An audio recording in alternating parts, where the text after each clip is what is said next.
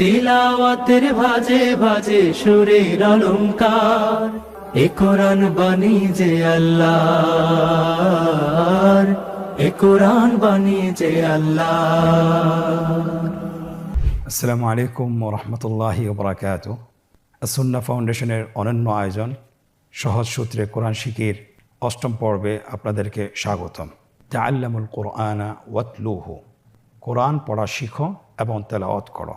তো আমরা যারা কোরআন পড়া এখনও শিখিনি, আমরা চেষ্টা করি কোরআন পড়া শেখার জন্য। আল্লাহ সুবহানাহু ওয়া তাআলা আমাদেরকে তৌফিক দান করুন, আল্লাহুম্মা আমিন। প্রিয় শিক্ষার্থীবৃন্দ, গত ক্লাসগুলোতে আমরা আরবি বর্ণমালা শিখেছি এবং 22টি যুক্ত অক্ষর অথবা 22টি যুক্ত হরফ, যে হরফগুলো পরবর্তী হরফের সাথে যুক্ত হয়ে আসে, অর্থাৎ হরফগুলো শব্দের শুরুতে যুক্ত হয়ে আসে, শব্দের মাঝে যুক্ত হয়ে আসে এবং শব্দের শেষে যুক্ত হয়ে আসে। প্রিয় শিক্ষার্থীবৃন্দ, আজকে আমরা শিখব 60টি হরফ এমন রয়েছে যে হরফগুলো পরবর্তী শব্দের সাথে যুক্ত হয় না, কিন্তু শব্দের শেষে যুক্ত হয়। অর্থাৎ এই হরফগুলো শব্দের শুরুতে যুক্ত হয় না, শব্দের মাঝে যুক্ত হয় না, কিন্তু শব্দের শেষে যুক্ত হয়। হরফগুলো কি কি? আপনারা সকলে আমার সাথে বলুন। আলিফ, দাল, যাল, র, জা, ওয়াও, হামজা। এই 7টি হরফের মধ্যে 6টি হরফ শব্দের শেষে যুক্ত হয়ে আসে, কিন্তু এখানে একটি অক্ষর আছে, অক্ষরটি হলো হামজা, যে অক্ষরটি সংযুক্ত হয়ে আসে না, কিন্তু হরফের উপর অথবা নিচে লেখা থাকে। তাহলে আপনারা স্ক্রিনে একটু লক্ষ্য করুন। প্রথম হরফটি হলো আলিফ। আলিফের 3টি অবস্থান রয়েছে, আপনারা দেখছেন। আমরা উদাহরণটা নিয়ে এসেছি। শব্দের শুরুতে আলিফের অবস্থানের উদাহরণ আপনারা স্ক্রিনে দেখতে পাচ্ছেন।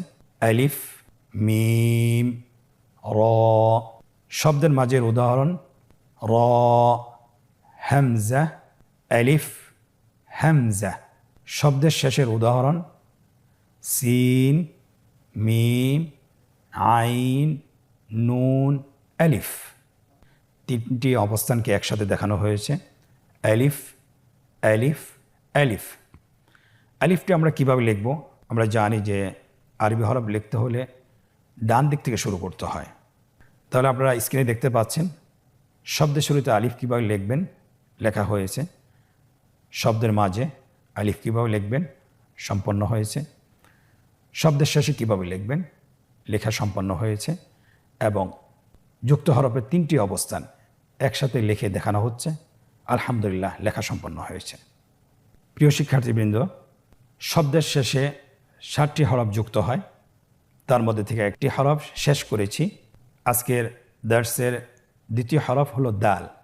আমরা জানি এখানে 2টি অক্ষর আছে, দেখতে একই রকম, দাল এবং দাল, শুধুমাত্র নোক্তার পার্থক্য রয়েছে।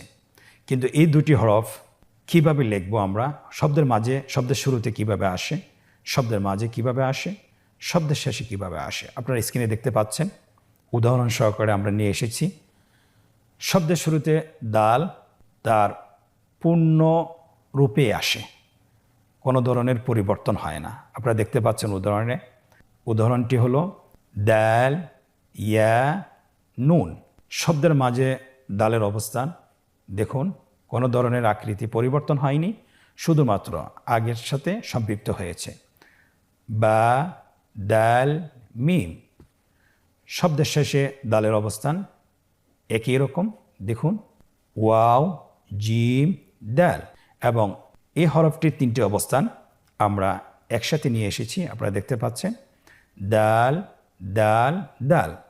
শুধুমাত্র শেষের দুইটির অবস্থান পরিবর্তন হয়েছে, অর্থাৎ শব্দের মাঝে এবং শব্দের শেষে আগের সাথে সম্পৃক্ত করা হয়েছে, সেই চিহ্নটি রয়েছে। দাল হরফটি কিভাবে লিখতে হবে স্ক্রিনে লক্ষ্য করুন। দাল হরফটি লেখা সম্পন্ন হয়েছে। শব্দের মাঝে দাল কিভাবে আসে আপনি দেখতে পাচ্ছেন, লেখা সম্পন্ন হয়েছে। শব্দের শেষে দাল কিভাবে আসে, কিভাবে লিখতে হয় লক্ষ্য করুন, লেখা সম্পন্ন হয়েছে। 3টি হরফ আমরা একসাথে লিখছি, শব্দের শুরুতে, শব্দের মাঝে এবং শব্দের শেষে। দেখুন, লেখা সম্পন্ন হয়েছে, আলহামদুলিল্লাহ। তাহলে আমরা দাল অক্ষরটিও আমরা পরিপূর্ণভাবে শিখলাম যে শব্দের শুরুতে দালের অবস্থান, শব্দের মাঝে এবং শব্দের শেষে কিভাবে আসে। আলহামদুলিল্লাহ আমরা শিখতে পেরেছি। প্রিয় মুসলিম ভাই ও বোনেরা, আলহামদুলিল্লাহ আজকের দর্শে আমরা দ্বিতীয় হরফটি শেষ করেছি। আমরা এখন তৃতীয় হরফটি শিখব। আপনারা দেখতে পাচ্ছেন তৃতীয় হরফটি সেম দ্বিতীয় হরফটির মতো। আপনারা স্ক্রিনে দেখতে পাচ্ছেন আমরা দালেরও শব্দের শুরুতে কিভাবে আসে এবং শব্দের মাঝে কিভাবে আসে এবং শব্দের শেষে কিভাবে আসে আপনারা দেখতে পাচ্ছেন স্ক্রিনে। আমরা উদাহরণগুলো বলছি। শব্দের শুরুতে দালের অবস্থান দাল, হা, বা। শব্দের শুরুতে দালটা পৃথক হয়ে আসে। শব্দের মাঝে দালটি যুক্ত হয়ে আসে, মিলে আসে, পৃথক হয়ে আসে না। আপনারা দেখতে পাচ্ছেন উদাহরণ হা, দাল, র। এমনিভাবে শব্দের শেষেও দাল হরফটি যুক্ত হয়ে আসে, পৃথক হয়ে আসে না। আপনারা স্ক্রিনে দেখতে পাচ্ছেন উদাহরণটি আমরা বলছি খ, দাল। তিনটি অবস্থান আপনারা একসাথে দেখতে পাচ্ছেন শেষের রোতে। একসাথে আপনারা বলুন দাল, দাল, দাল। দাল হরফটি কীভাবে লিখতে হবে? দালের মতোই সেম, শুধুমাত্র উপরে একটি নোক্তা বসাতে হবে অথবা একটি ফোঁটা বসাতে হবে। আপনারা স্ক্রিনে দেখতে পাচ্ছেন শব্দের শুরুতে দাল কিভাবে লেখা হয়, শব্দের মাঝে কিভাবে লেখা হয়, শব্দের শেষে কিভাবে লেখা হয় এবং তিনটা অবস্থান কিভাবে একসাথে লিখবেন সেটাও আপনারা দেখতে পাচ্ছেন। আলহামদুলিল্লাহ লেখা সম্পন্ন হয়েছে। প্রিয় মুসলিম ভাই বোনেরা, আমরা এখন চতুর্থ হরফটি শিখব। আপনারা দেখতে পাচ্ছেন স্ক্রিনে চতুর্থ হরফ এবং পঞ্চম হরফ দেখতে একই রকম, শুধুমাত্র নোক্তার পার্থক্য রয়েছে। হরফ দুটির নাম র এবং পঞ্চম হরফটির নাম জ্যা। র, জ্যা। র কীভাবে শব্দের শুরুতে আসে, শব্দের মাঝে আসে এবং শব্দের শেষে আসে উদাহরণসহ আপনারা দেখছেন। আমরা শব্দের শুরুর উদাহরণটি পড়ছি। আপনারা আমার সাথে বলতে পারেন র, জিম, জ্যা। শব্দের মাঝের অবস্থান ইয়া, র, ডাল। র এর অবস্থান শব্দের শেষে। আপনারা উদাহরণটি দেখছেন। আপনারা আমার সাথে বলুন শিন, হ্যাঁ, র। তিনটি অবস্থান একসাথে দেখতে পাচ্ছেন শেষের রোতে। আমরা একসাথে বলি র, র, র। আমরা এখন র হরফটি কীভাবে লিখতে হয় সেটা শিখব। র হরফটি খুব সহজ। আপনারা স্ক্রিনে দেখতে পাচ্ছেন শব্দের শুরুতে র লেখা হয়েছে, শব্দের মাঝের র লেখা হয়েছে, শব্দের শেষের র লেখা হয়েছে এবং তিনটি অবস্থানকে একসাথে করে লেখা হচ্ছে। আলহামদুলিল্লাহ সম্পন্ন হয়েছে। প্রিয় ভাই বোনেরা, আলহামদুলিল্লাহ আমরা যুক্ত বর্ণ 4টি হরফ শিখে ফেলেছি। এখন আমরা শিখব পঞ্চম নাম্বার হরফটি। পঞ্চম নম্বর হরফটি হলো জ্যা।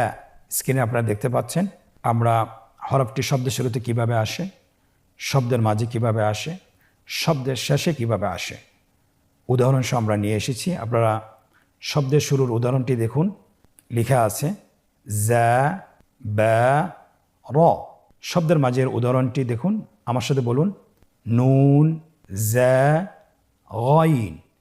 শব্দের শেষে জায়ের উদাহরণ আপনারা দেখতে পাচ্ছেন কাফ, নুন, জ্যা।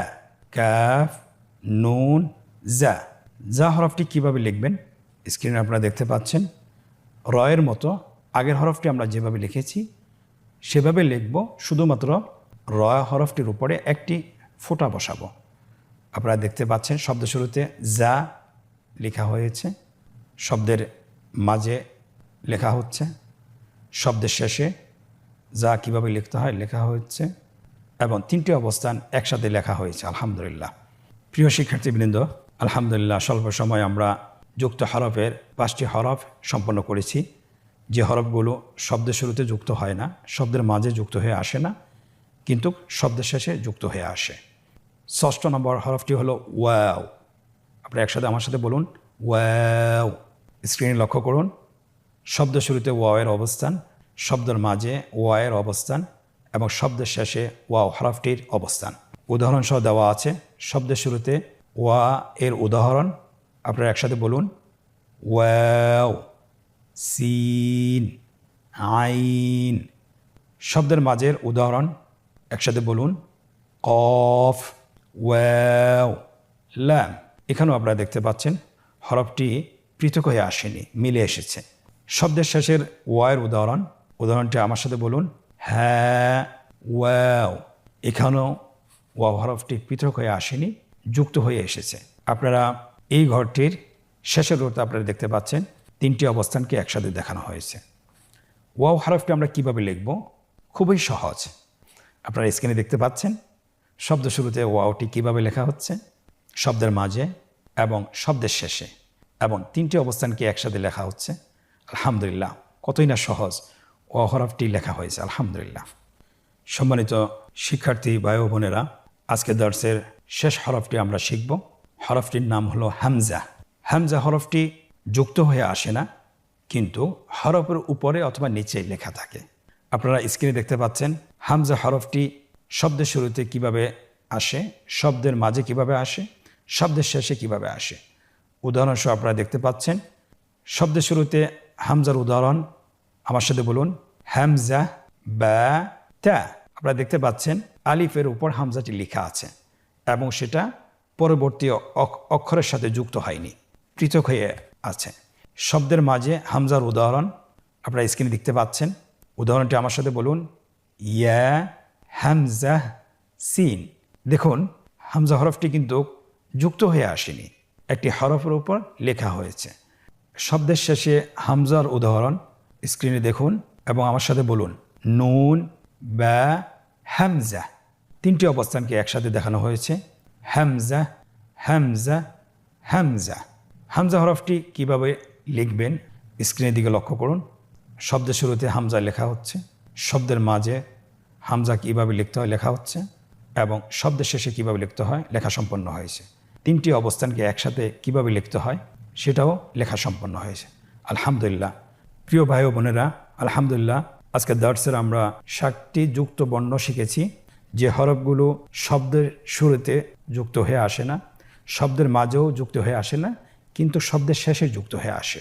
এর 7টি হরফ থেকে 6টি হরফ শব্দের শেষে যুক্ত হয়, কিন্তু একটি হরফ সাধারণত হরফের উপরে অথবা নিচে লেখা হয়। তাহলে আজকের দর্সে আমরা আশা করছি বুঝতে পারছেন। আপনারা চেষ্টা করবেন বাসায় প্র্যাকটিস করার জন্য, বেশি বেশি অনুশীলন করার জন্য। তাহলে কোরআন তেলাওয়াত করার সময় আমরা হরফগুলো সঠিকভাবে চিনতে পারবো এবং বুঝতে পারবো ইনশাআল্লাহ। এখন আমরা মজার একটি পর্বে প্রবেশ করছি।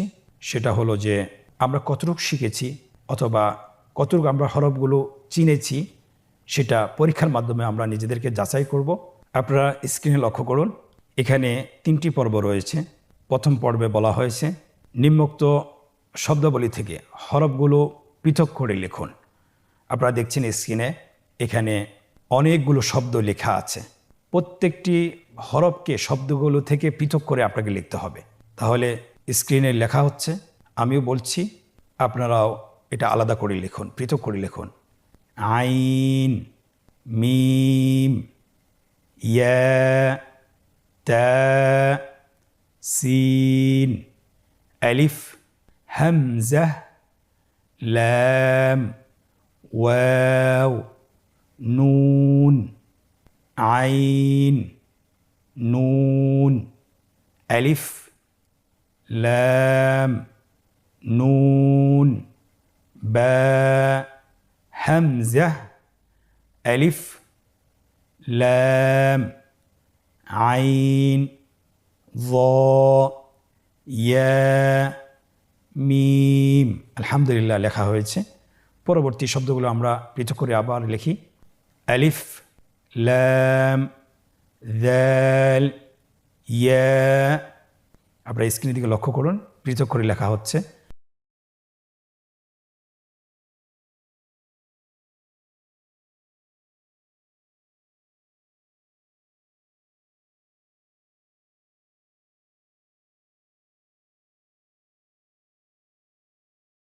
আলহামদুলিল্লাহ, আমরা প্রথম পর্বটি শেষ করেছি। আপনারা যদি এই হরফগুলো সঠিকভাবে চিনে পৃথক করে লিখতে পারেন, তাহলে আরবি যে কোনো শব্দ আপনি হরফগুলো সঠিকভাবে দেখে দেখে বলতে পারবেন ইনশাআল্লাহ। তাহলে আশা করছি ইনশাআল্লাহ আপনারা এটা বারবার অনুশীলন করবেন।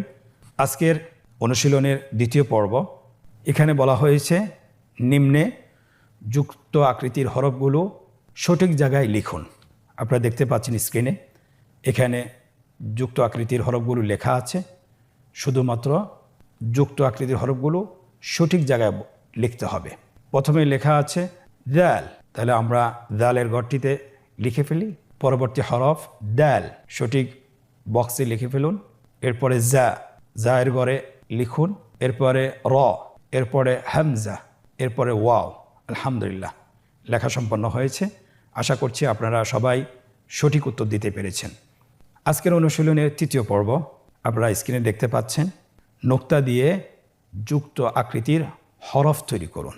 এখানে বাংলায় উচ্চারণ লেখা আছে, শুধুমাত্র সে অনুযায়ী আপনারা নোক্তা দিয়ে যুক্ত আকৃতির হরফ তৈরি করবেন। ডান দিক থেকে আমরা শুরু করি। এখানে লেখা আছে বা। আপনারা সবাই জানেন বায়ের নোক্তা উপরে না নিচে? অবশ্যই বায়ের নোক্তা নিচে বসবে, বায়ের ফোঁটা নিচে বসবে, নিচে বসানো হয়েছে। এরপরে শব্দটি হলো খ। আমরা জানি খয়ের নোক্তা কোথায় থাকে? অবশ্যই খয়ের নোক্তা উপরে থাকে। স্ক্রিনে দেখছেন খয়ের নোক্তাটি উপরে বসানো হয়েছে। এরপরে বলা হয়েছে শিন। আমরা জানি শিনের তিনটি নোক্তা, তিনটি ফোঁটা। স্ক্রিনে দেখতে পাচ্ছেন তিনটি ফোঁটা বসানো হয়েছে। আলহামদুলিল্লাহ, কত সহজ না? আশা করি ইনশাআল্লাহ আপনারাও পারবেন। আপনারা যদি প্রত্যেক দিন 10 থেকে 15 মিনিট করে এই ভিডিওগুলো দেখেন এবং ভিডিওর সাথে আপনারা চর্চা করেন এবং পাশাপাশি যদি অনুশীলনগুলো করেন, তাহলে আশা করছি ইনশাআল্লাহ আরবি হরফ চিনতে আর কখনোই আপনার কষ্ট হবে না। আজকের পর্ব থেকে এখানেই বিদায় নিচ্ছি। জাযাকুমুল্লাহ খায়ের। ওয়াসসালামু আলাইকুম ওয়া রাহমাতুল্লাহি ওয়া বারাকাতুহু। আসুন্নাহ ফাউন্ডেশন, উম্মার স্বার্থে সুন্নাহর সাথে।